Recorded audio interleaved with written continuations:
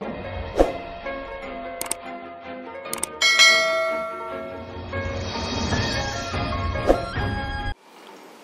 everyone, today we discuss the topic blood. Blood हमारा B pharmacy second same का topic है। तो blood हमारे सर्कुलेशन का सबसे इम्पॉर्टेंट पार्ट होता है, because without blood we cannot circulate nutrient and oxygen and other hormones in the body. तो ब्लड हमारी बॉडी के लिए बहुत इम्पॉर्टेंट है। अब बात करेंगे ब्लड की कुछ फिज़िकल प्रॉपर्टीज़ की। ब्लड के अंदर कुछ अपनी फिज़िकल प्रॉपर्टीज़ होती हैं, कौन कौन सी? First property is connective tissue. Blood is a connective tissue. Why we are saying blood is a connective tissue? Because blood connect cell to tissue and tissue to organ and then organ to organ system. That's why we are saying blood as a connective tissue. Blood has one exception, that connective tissue, though it is a connective tissue, but it is in liquid form. So we can say that blood is a liquid connective tissue. In a healthy volunteer, 5 to 6 liter of blood is present. It may vary from person to person. It may exceed to 7 liter also. Then the third quality is blood is opaque and slightly alkaline. What do you mean by opaque? Opaque is a quality in which you cannot see across that substance. That's why blood is opaque. Slightly alkaline, it means it have pH little bit side to alkaline. So the blood pH is 7.4. Then finally, study of blood is known as hematology. Hematology is a science in which we are basically study blood composition, blood disease, RBCs, WBC and platelet structure and their disease and treatments. Now come towards blood composition. Blood contains two main components. First is plasma and second is formed element. Plasma is further categorized like plasma contains water in 91%, 7 to 8% plasma protein. Plasma protein consists of albumin, globulin and fibrinogen. 2 to 3% other elements like glucose, salts or ions. Now we are discussing the function of blood. First function is transport of oxygen and nutrient to various tissue. Blood transport oxygen and nutrient to various tissue. If blood do not circulate in the body, then our organ and cells and tissue do not get oxygen and nutrient. Second is transport of waste product to organs of excretion. Blood transport waste material to kidney and finally to the filtration, and then it is excreted out of the body. Third function is carries hormones to various tissue. Blood carries hormones to glands and then glands to further tissues. Then is redistribution water from one part of the body to the other.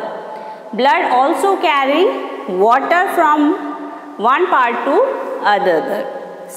Last is clotting of blood prevents against hemorrhage. Blood also contain one quality, that when there is any injury in the blood in the body system, then blood coagulate, and that coagulation or clotting prevent from hemorrhages. Now we are discussing about its other formed elements. What do you mean by formed elements? Formed elements basically contains RBC, WBC and platelet. So we are discussing the first cell, RBC. RBCs are circular, biconcave and dish-shaped cells. RBCs has one unique quality, that these cells do not have nucleus. Third is it contains respiratory pigment known as hemoglobin. Why we are calling it respiratory pigment? Because hemoglobin is a substance which attach 4 molecule of oxygen on its surface, and that oxygen is further carried out to the cells and tissue. That's why it is known as respiratory pigment. RBC count is near about 4.5 to 5 million per cubic mm of the blood. RBC transport oxygen and maintain acid-base balance. RBC is synthesized in the bone marrow, and the lifespan of RBCs is about 120 days. Now class, we are discussing about another properties of RBC. Then first property is Rayleigh formation. Rayleigh formation is what? It is a tendency of RBCs to stick to one another just like a pile of coins. You can say that when RBCs move in the blood, they are moving in a form of piles. मतलब RBCs आपस में एक दूसरे को stick हो जाती हैं. इस प्रोसेस को कहा जाता है Rayleigh formation.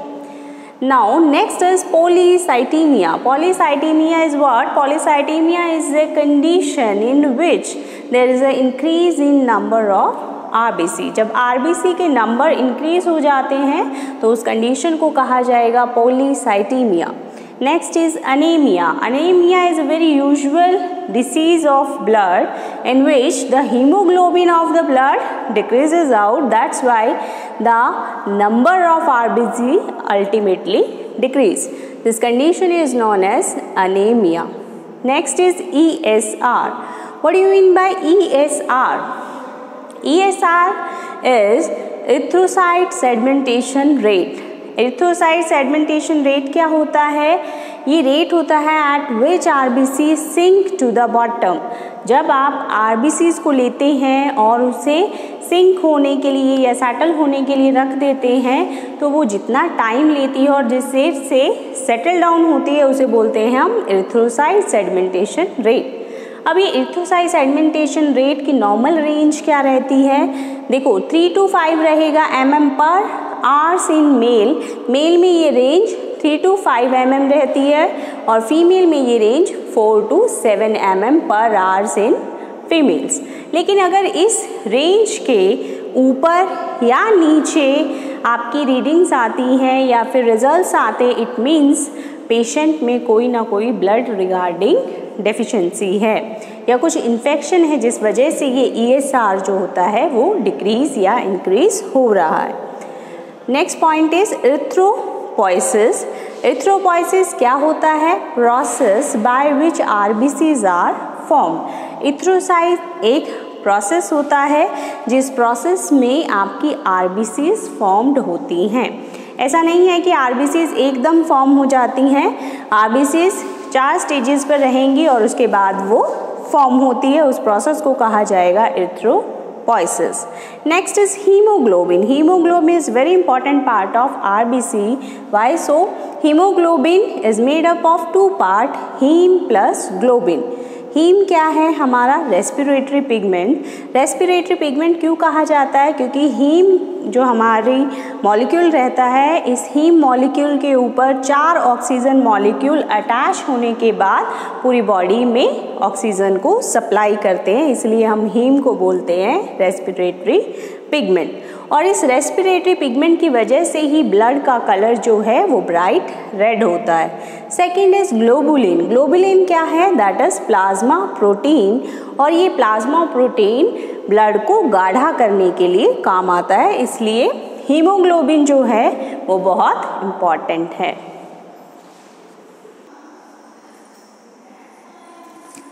Now class we discuss about WBC. WBC को हम ल्यूकोसाइट भी बोलते हैं और WBC हमारी बॉडी में कितनी होती है? 2 to 4 लाख पर क्यूबिक mm ऑफ ब्लड. हमारे टोटल ब्लड में 2 से लेके 4 लाख पर क्यूबिक mm ऑफ WBC होती है. WBC 2 टाइप की होती हैं, ग्रैनुलोसाइट एंड एग्रैनुलोसाइट. इन दोनों को 2 कैटेगरी में क्यों डिवाइड किया गया है? क्योंकि ग्रैनुलोसाइट मीन्स ऐसी सेल जिसमें कुछ ग्रैन्यूल्स प्रेजेंट होते हैं, इस वजह से इसे नाम दिया गया granulocyte. Second is a granulocyte. A granulocyte means इसके अंदर कोई भी ग्रैन्यूल्स नहीं होता। तो ग्रैनुलोसाइट को आगे फर्दर डिवाइड करते हैं तो ये हमारी 3 सेल्स आती है, न्यूट्रोफिल्स, इसिनोफिल्स एंड बेसोफिल्स। ये डिफर क्यों है एक दूसरे से? इनके न्यूक्लियस की वजह से। इनके अंदर बाइलोब्ड या ट्राइलोब्ड न्यूक्लियस होता है, इस वजह से इनको अलग अलग कैटेगराइज किया गया है।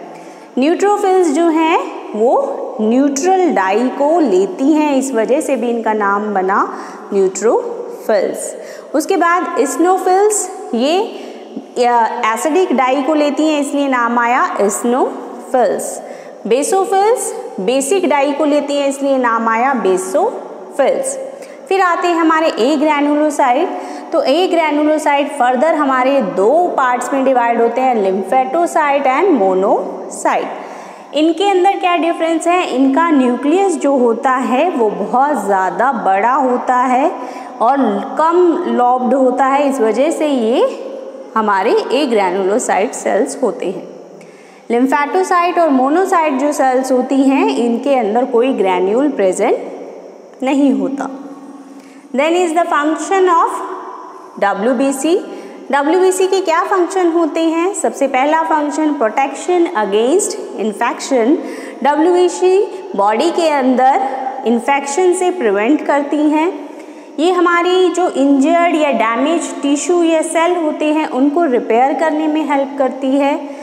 बेसोफिल सेल्स जो होती हैं वो हिपैरिन को सिक्रीट करती हैं। हिपैरिन क्या है? हमारा एंटीकोगुलेंट होता है जो हमारे खून को जमने नहीं देता। लिम्फेटोसाइट हेल्प इन इम्यूनिटी। लिम्फेटोसाइट जो सेल्स होती हैं वो हमारी इन्फेक्शन से फाइट करने में हेल्प करती हैं। तो ये बेसिक 4 फंक्शन रहते हैं हमारे WBC के। Next cell is platelets. Platelets जो हैं बॉडी में 2 to 5 लाख पर क्यूबिक mm ऑफ ब्लड होती हैं। मीन्स इतने अमाउंट में हमारी प्लेटलेट सेल अवेलेबल और मिलती हैं। प्लेटलेट सेल का सबसे पहला काम क्या है? They help in clotting. जब भी बॉडी में कोई इंजरी हो जाती है या कोई कट लग जाता है तो वहाँ से क्या होगा? ब्लीडिंग स्टार्ट हो जाएगी। जितनी देर तक ब्लीडिंग चलेगी उसे कहते हैं ब्लीडिंग टाइम। तो इस ब्लीडिंग को स्टॉप करने के लिए बॉडी में जो प्लेटलेट सेल्स होती हैं वो काम करती हैं। वो क्या करेंगी? उस जो आपकी चोट है उसके ऊपर एक क्लोट बना देंगी, जिसकी वजह से खून का जो बहना है वो रुक जाता है। ये हेल्प कैसे करता है, कैसे काम करता है? इसमें इसकी हेल्प करते हैं क्लोटिंग फैक्टर्स। हमारी बॉडी में 9 यानी 9 क्लोटिंग फैक्टर्स होते हैं जो क्या करते हैं? चोट लगने पर एक्टिवेट होंगे और बॉडी में क्लोटिंग के प्रोसेस को कैरी आउट करते हैं। अब हम पढ़ेंगे मैकेनिज्म ऑफ क्लोटिंग। भी बॉडी में क्लोटिंग किस तरीके से होती है और किस तरीके से हमारी जो इंजरी है धीरे धीरे हील होती है। तो सबसे पहले देखेंगे, जब भी किसी टिश्यू के आसपास जो प्लेटलेट सेल्स डैमेज होती हैं वो क्या करेंगी? एक केमिकल को रिलीज करती हैं जिसका नाम है प्रोथ्रोम्बोप्लास्टिन। थ्रोम्बोप्लास्टिन रिलीज होगा। वहाँ पर जब थ्रोम्बोप्लास्टिन रिलीज होगा तो उसके साथ जो कैल्शियम आयंस हैं वो कैल्शियम आयंस भी एक्टिवेट होंगे। कैल्शियम आयंस एक्टिवेट होने के बाद प्रोथ्रोम्बिन में कन्वर्ट होंगे। ये प्रोथ्रोम्बिन थ्रोम्बिन में कन्वर्ट हो जाएगा। फिर थ्रोम्बिन क्या करेगा? फिब्रिनोजन को एक्टिवेट करेगा। फिब्रिनोजन आपका एक फिब्रिन क्लोट, फिब्रिन धागा बनाएगा जो ब्लड सेल के साथ मिलकर एक क्लोट की फॉर्मेशन करता है। देखिए इस तरीके से हमारी बॉडी में क्लोटिंग परफॉर्म होती है। क्या होगा? सबसे पहले टिश्यू और डैमेज प्लेटलेट सेल आपस में मिलेंगी, प्रोथ्रोम्बिन को रिलीज करेंगी जहाँ से कैल्शियम चैनल एक्टिवेट होगा, फिर प्रोथ्रोम्बिन बनेगा, फिर थ्रोम्बिन बनेगा जो फिब्रिनोजन को एक्टिव करेगा जिससे फिब्रिन बन रहा है, और उसके साथ जो ब्लड सेल आपस में मिल रही हैं दो, that is making finally clot. अब आता है next, that is clotting time. Clotting time क्या चीज़ है? वो टाइम जिस टाइम में हमारी बॉडी जो है उस डिसीज्ड या फिर जो वुंड्स है वहाँ पर क्लोटिंग कर रही है, तो उस टाइम को कहा जाता है क्लोटिंग टाइम। ये कितना होता है? एक हेल्दी वॉलंटियर में 5 से लेके 15 मिनट तक क्लोटिंग टाइम होता है।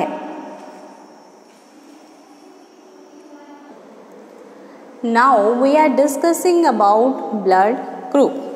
अब ब्लड ग्रुप क्या है? बहुत टाइम पहले की बात है जब हम ब्लड ट्रांसफ्यूजन करते थे। ब्लड ट्रांसफ्यूजन मीन्स जब एक आदमी से हम दूसरे आदमी में ब्लड को ट्रांसफ़र करते थे तो उस टाइम पर कुछ कोगुलेशन रिएक्शन देखने को मिली, जिसकी वजह से क्या होता था, पेशेंट जो है उसके ब्लड के अंदर एकदम रिएक्शन होती थी और ब्लड बिल्कुल फट जाता था और फाइनली पेशेंट की डेथ हो जाती थी। तो उसके बाद हमारे साइंटिस्ट ने जब इसको स्टडी किया तो उन्हें पता लगा कि हमारी जो पूरी पॉपुलेशन है उसमें 4 तरह के ब्लड ग्रुप मिलते हैं, ए, बी और ओ।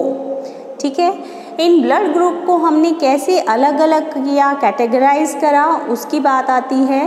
तो ब्लड ग्रुप ए जो होता है उसके अंदर 2 कंपोनेंट होते हैं, एंटीजन और एंटीबॉडी। एंटीजन क्या है? एंटीजन यानी जब बॉडी के अंदर कोई भी फॉरेन मटेरियल आता है तो उसे हम कहते हैं एंटीजन। एंटीबॉडी क्या होता है? जिस एंटीबॉडी हमारे ऐसे प्रोटीन्स होते हैं जो हमारी बॉडी बनाती है उन एंटीजन यानी उन फॉरेन पार्टिकल्स को डिस्ट्रॉय करने के लिए जो हमारी बॉडी को हार्म कर रहे हैं। तो देखिए, जो ब्लड ग्रुप ए होता है उसमें ए ही एंटीजन होता है, वो बी एंटीबॉडी को लेता है।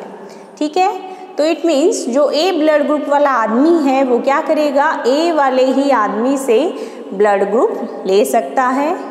ऐसे ही बी वाला जो आदमी है जिसका ब्लड ग्रुप बी है वो बी वाले आदमी से ही अपना ब्लड ले सकता है। जिस आदमी के अंदर ए बी ब्लड ग्रुप है वो ए या बी या ए बी तीनों से ब्लड ग्रुप ले सकता है, इसीलिए उसको बोलते हैं यूनिवर्सल एक्सेप्टर। फिर आता है blood group O. Blood group O क्या है? ये ऐसा ब्लड ग्रुप है जिसके अंदर कोई एंटीजन प्रेजेंट नहीं होता, ए बी एंटीबॉडी प्रेजेंट होता है, इसीलिए जो ओ हमारा ब्लड ग्रुप होता है वो यूनिवर्सल डोनर होता है, यानी वो हर किसी को अपना ब्लड डोनेट कर सकता है, लेकिन वो लेगा किससे? खाली ओ, जो ओ ब्लड ग्रुप का आदमी है उसी से वो अपना ब्लड ग्रुप ले सकता है। अब ब्लड ग्रुप आने के बाद आता है एक RH फैक्टर। RH फैक्टर क्या है? इसे बोलते हैं रेशियस फैक्टर। ये फैक्टर जो है रेशियस यानी मंकी के अंदर निकाला गया था। हमारे एंसेस्टर जो थे वो भी क्या थे? ऐप से या मंकीज थे, चिंपैंजीज थे, वहाँ से एक ब्लड ग्रुप निकल कर आया, एक फैक्टर निकल कर आया जिसे बोलते हैं RH फैक्टर। ये RH फैक्टर क्या काम करता है? अगर ये हमारे ब्लड ग्रुप में प्रेजेंट होता है तो हम ब्लड ग्रुप को पॉजिटिव कहते हैं। जैसे अगर हमारे अंदर RH फैक्टर प्रेजेंट है और हम ए ब्लड ग्रुप के वो है पर्सन हैं तो हम उस ब्लड ग्रुप को कहेंगे ए पॉजिटिव। अगर हमारी बॉडी में ये RH फैक्टर नेगेटिव है यानी प्रेजेंट नहीं है तो हम उस ब्लड ग्रुप को कहेंगे नेगेटिव। जैसे अगर किसी आदमी के अंदर ए ब्लड ग्रुप है लेकिन RH फैक्टर नहीं है तो हम उसे बोलेंगे ए नेगेटिव ब्लड ग्रुप। ठीक है, ये RH फैक्टर है, ये कहाँ काम आता है? देखिए, RH फैक्टर एज सच तो किसी दिक्कत में नहीं होता, लेकिन ये दिक्कत जब करता है जब मदर और फादर दोनों के अंदर अलग अलग RH फैक्टर हो। जैसे अगर मेल के अंदर पॉजिटिव है और फीमेल के अंदर नेगेटिव है तो उसको जब डिलीवरी या प्रेगनेंसी का टाइम होता है तो फीटल ग्रोथ में दिक्कत आती है। क्यों? अगर बेबी का ब्लड ग्रुप पॉजिटिव है और मदर का ब्लड ग्रुप नेगेटिव है तो उसमें क्या होता है, उसमें वूम में या फीटस के अंदर ऑक्सीजन सप्लाई नहीं हो पाती और वो बच्चा जो है RH नेगेटिव या पॉजिटिव होने की वजह से अपने वूम में ही डिस्ट्रॉय हो जाता है। ये बहुत पहले की बात थी जब RH फैक्टर की ट्रीटमेंट नहीं थी, लेकिन अब हमारी जो साइंस है वो बहुत ज़्यादा एडवांस हो चुकी है, जिसकी वजह से हम RH फैक्टर को कंट्रोल कर सकते हैं। RH फैक्टर की इंजेक्शंस लगते हैं फर्स्ट ट्राइमेस्टर में, जिसकी वजह से जो आपका फीटस है वो प्रॉपरली ग्रो करता है, उसे कोई दिक्कत नहीं आती। तो ये आपका पूरा टॉपिक था रिगार्डिंग ब्लड की फॉर्मेशन, ब्लड का फंक्शन, देन इसके अंदर अलग अलग कंपोनेंट्स कौन से हैं, इसके अंदर प्रेजेंट होने वाली तीनों तरह की cell like WBC, RBC, platelet, then हमने डिस्कस करा ब्लड ग्रुप के बारे में, फिर हमने डिस्कस करा RH फैक्टर के बारे में। ये ऑल आपका ब्लड फ्लूइड एंड सर्कुलेशन का टॉपिक है। इसके रिगार्डिंग आपको अगर कोई भी परेशानी है या दिक्कत है तो आप इस वीडियो में देख सकते हैं। अगर आपको ये वीडियो पसंद आई हो तो इसे लाइक, शेयर और कमेंट ज़रूर करें, और फार्मेसी के और भी जो टॉपिक हैं उन टॉपिक्स को हम अपनी वेबसाइट पर, अपने यूट्यूब चैनल पर बार बार आपको जो है हेल्प करेंगे और इनकी वीडियोज़ आपको प्रोवाइड करते रहेंगे। Thank you.